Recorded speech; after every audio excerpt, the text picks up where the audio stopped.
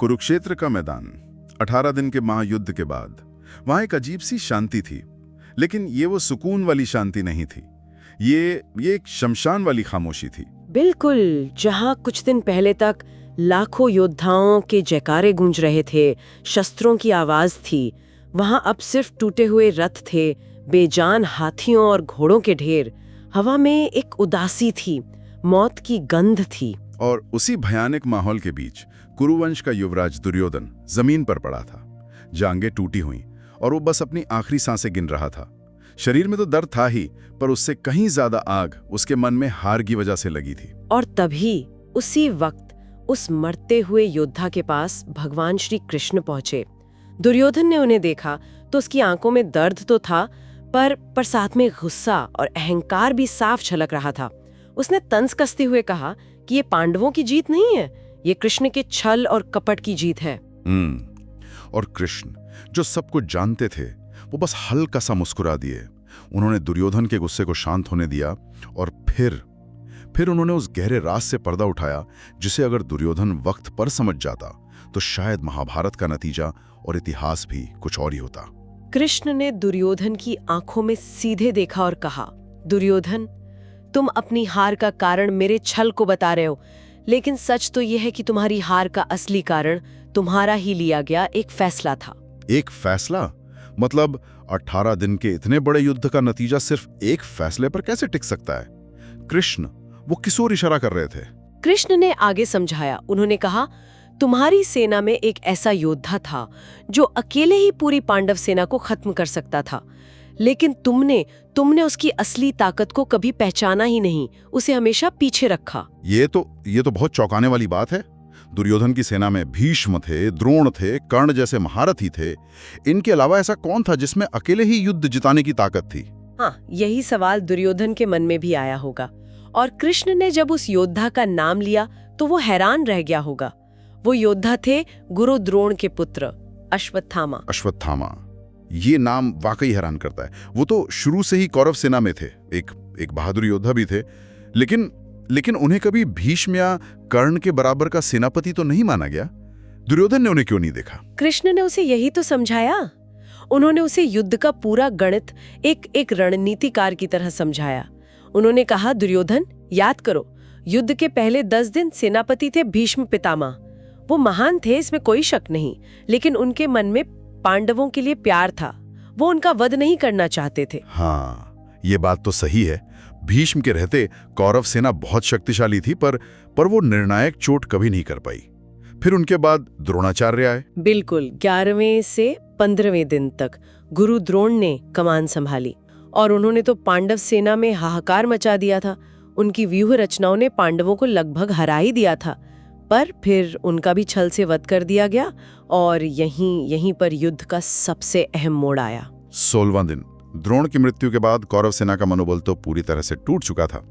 तो अब दुर्योधन के सामने सबसे बड़ा सवाल था, अगला सेनापति कौन? सही कहा, और उसके पास विकल्प थे। कृपाचार्य थे, शल्य थे, और अश्वत्थामा भी थे, जो अपने पिता की मृत्यु का बदला लेने के लिए तड़प रहे थे।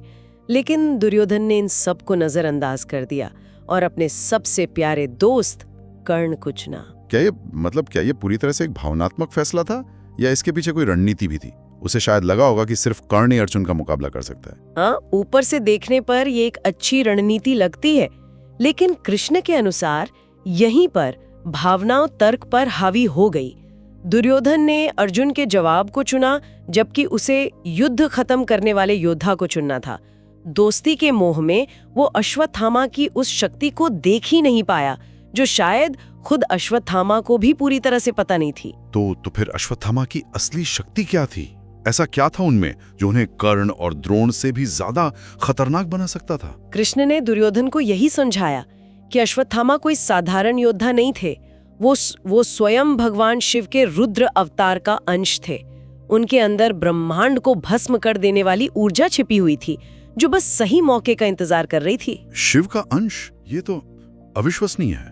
उनकी शक्तियों का अंदाजा आप ऐसे लगाइए कि जहां कृपाचार्य जैसे महायोद्धा एक बार में 60,000 सैनिकों से लड़ सकते थे, वहीं अश्वत्थामा अकेले 72,000 महारथियों के छक्के छुड़ा सकते थे। एक मिनट, यहाँ महारथी का मतलब समझना जरूरी है।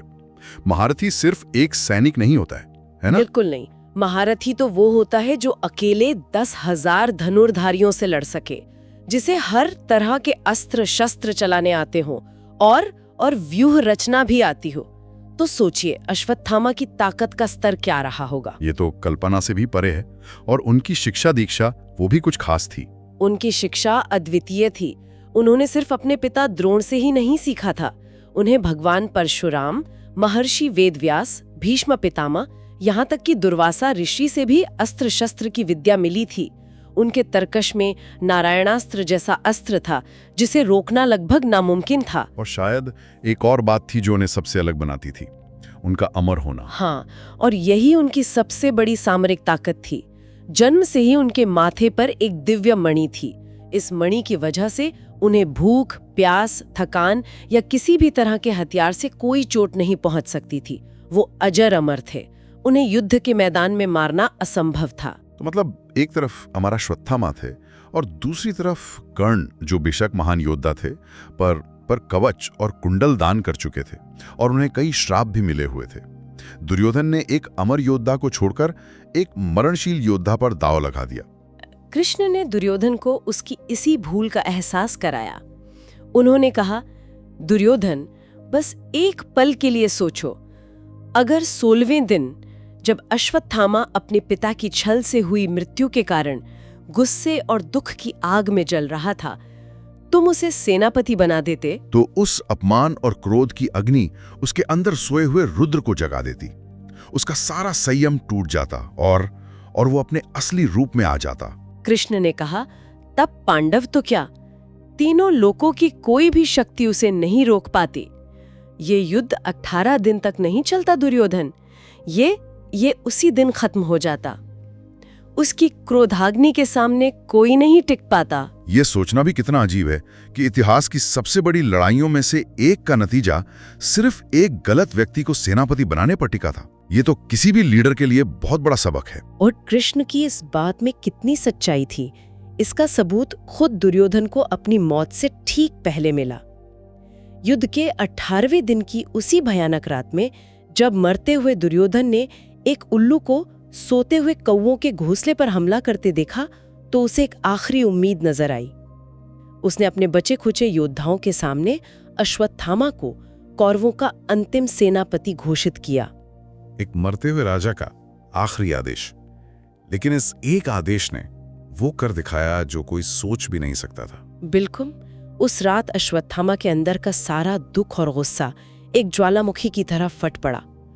वो अकेले पांडवों के शिविर में घुसे और उन्होंने वहां मौत का ऐसा तांडव मचाया जो पूरी कौरव सेना 18 दिनों में नहीं कर पाई थी। उन्होंने सबसे पहले दृष्टिद्युम्न को मारा, जिसने उनके पिता का सिर काटा था। फिर शिखंडी और द्रौपदी के 5 बेटों उप पांडवों को भी सोते हुए मार डाला। मतलब पांडवों के वंश की अगली पीढ़ी को ही खत्म कर दिया।